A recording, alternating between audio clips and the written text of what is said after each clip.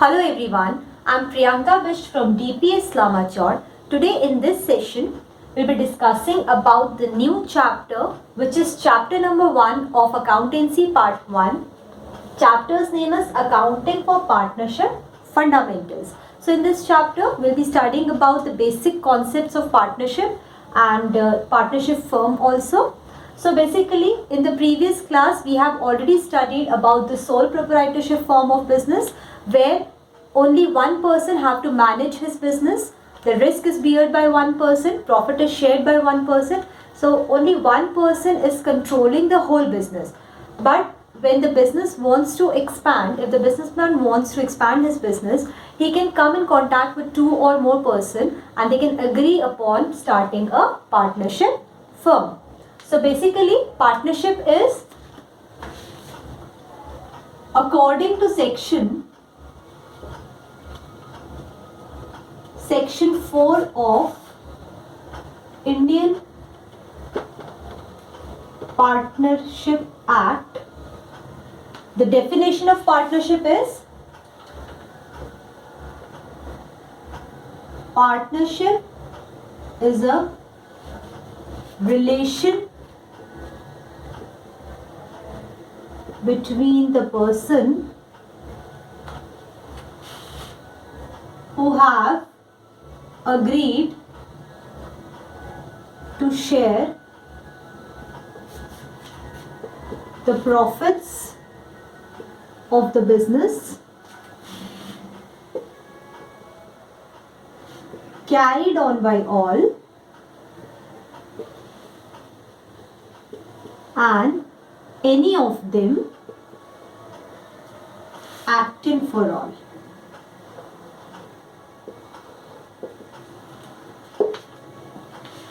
So this is the definition of partnership.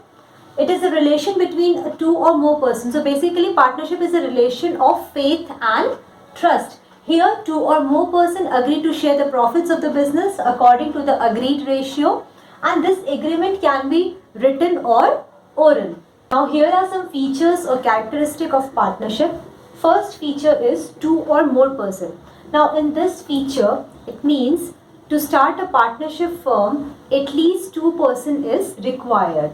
That means if anybody wants to start partnership firm, only one person cannot start, at least two person will be needed to start the partnership firm. Now according to the Partnership Act 1932, it has not specified the maximum number of partners, but the Companies Act 2013 has restricted the number of partners to 50, which means according to Companies Act 2013, the maximum number of partners required for partnership firm will be 50. Second is agreement. So partnership comes into existence by agreement only. As we have studied, this agreement can be in writing or oral. Like in the previous class, we have studied that joint Hindu family business comes into existence by operation of law. So here partnership is a form of organization which comes into existence by agreement, and basically in this agreement there are some rights and duties of the partner. Third is existence of business and profit motive.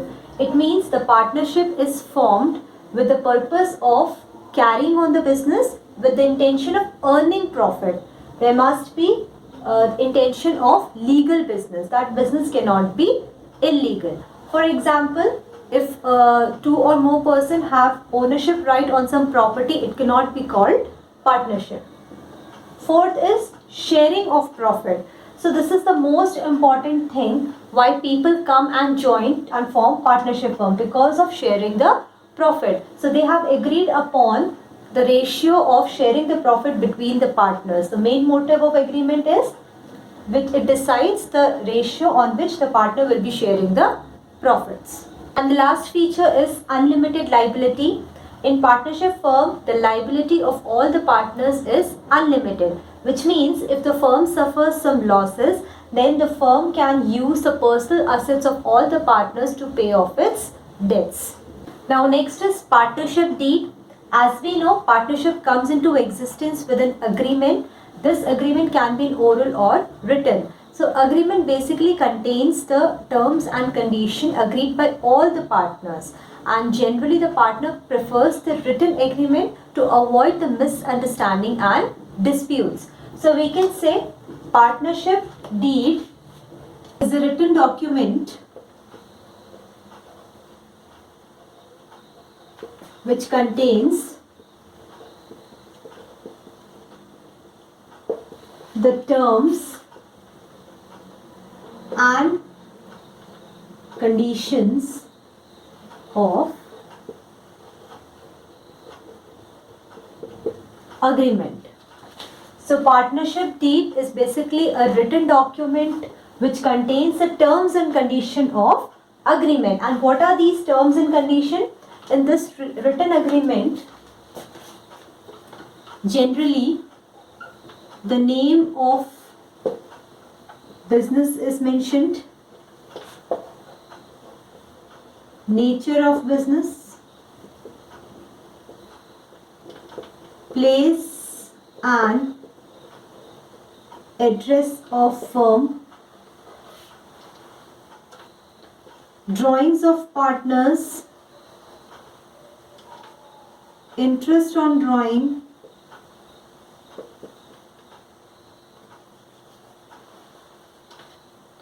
interest on capital,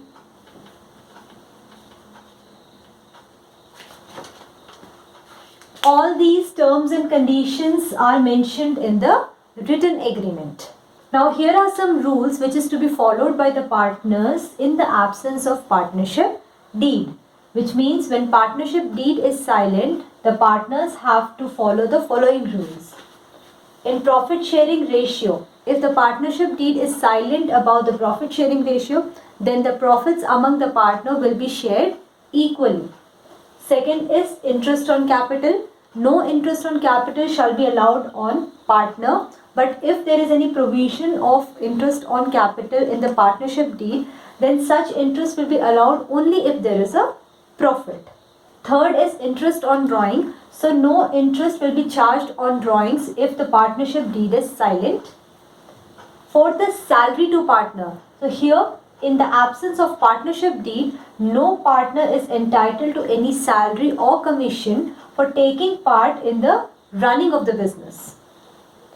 Next is interest on loan. So here, interest at the rate 6% per annum will be allowed on partner's loan to the firm, which means if partner has lent some loan to the firm, then the interest at the rate 6% per annum will be allowed on partner's loan to the firm, and this rate of interest will be paid by the firm even if the firm is suffering the loss.